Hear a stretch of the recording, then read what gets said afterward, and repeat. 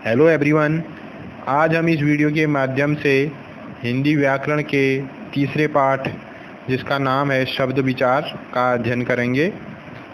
तो शब्द ध्वनियों या वर्णों के सार्थक एवं व्यवस्थित समूह को शब्द कहते हैं।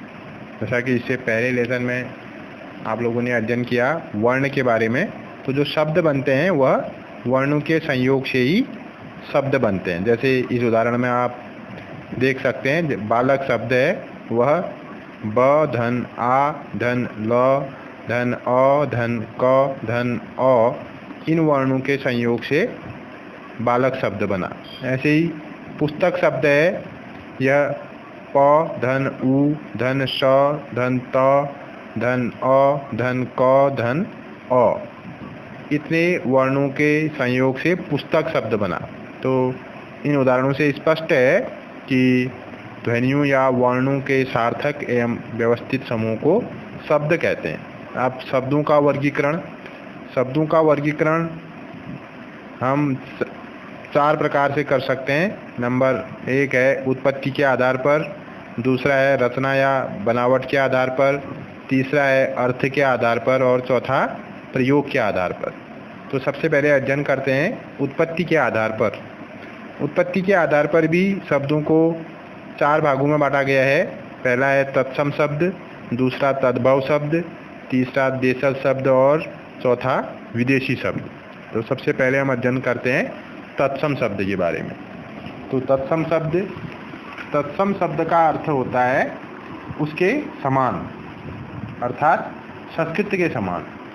जो शब्द संस्कृत से हिंदी में आ गए हैं और उसी रूप में प्रयुक्त होते हैं वे शब्द तत्सम कहलाते हैं।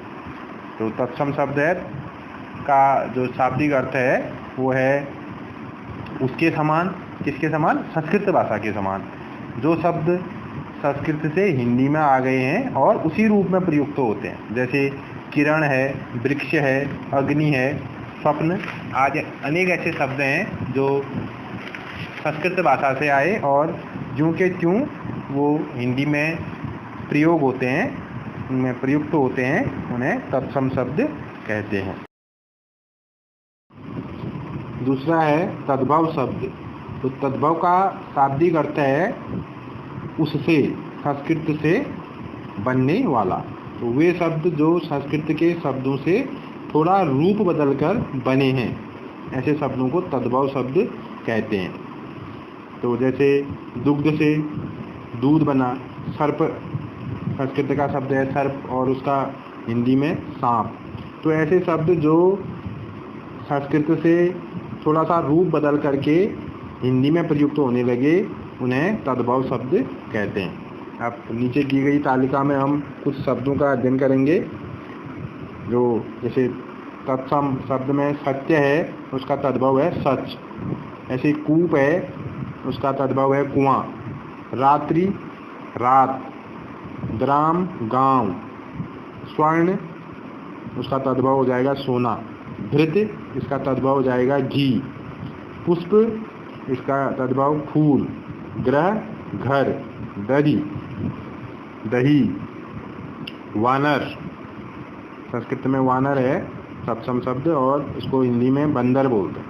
ऐसे ही कर्ण कान, नासिका नाक, जिह्वा जीभ, मुख मुंह, भगिनी बहन, भ्राता भाई, आम्र आम, नृत्य नाच, प्रस्तर पत्थर।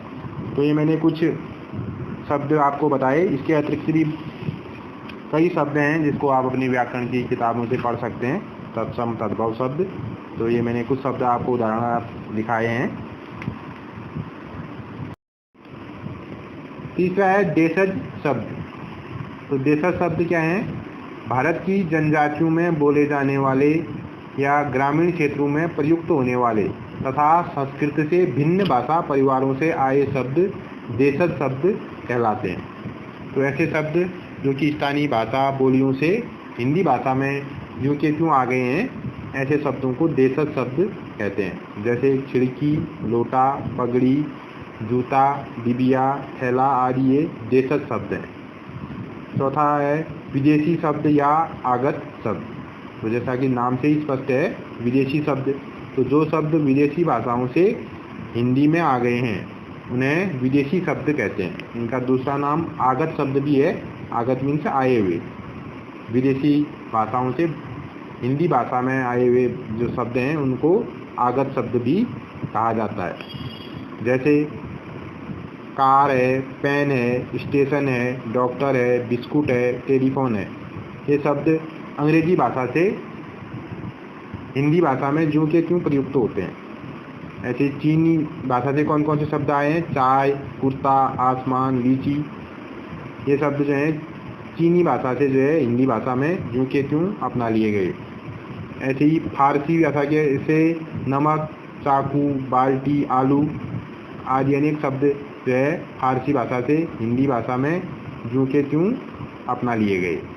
ऐसे ही खत है, चम्मच, इत्र, दवा, ये सब अरबी व तुर्की भाषा के शब्द हैं। आलपिन, अलमारी, कमरा, कनस्तर, जमीन, ये पुर्तगाली भाषा के शब्द हैं। ऐसे ही कूपन, कारतूस, ये फ्रेंच भाषा के शब्द हैं। तो ऐसे शब्द जो विदेशी भाषाओं से हिंदी में आ गए हैं, ऐसे शब्दों को विदेशी शब्द कहते हैं। तो आज हमने अध्ययन किया उत्पत्ति के आधार पर शब्द के भेद। आशा है आप लोगों को ये समझ में आया होगा। धन्यवाद।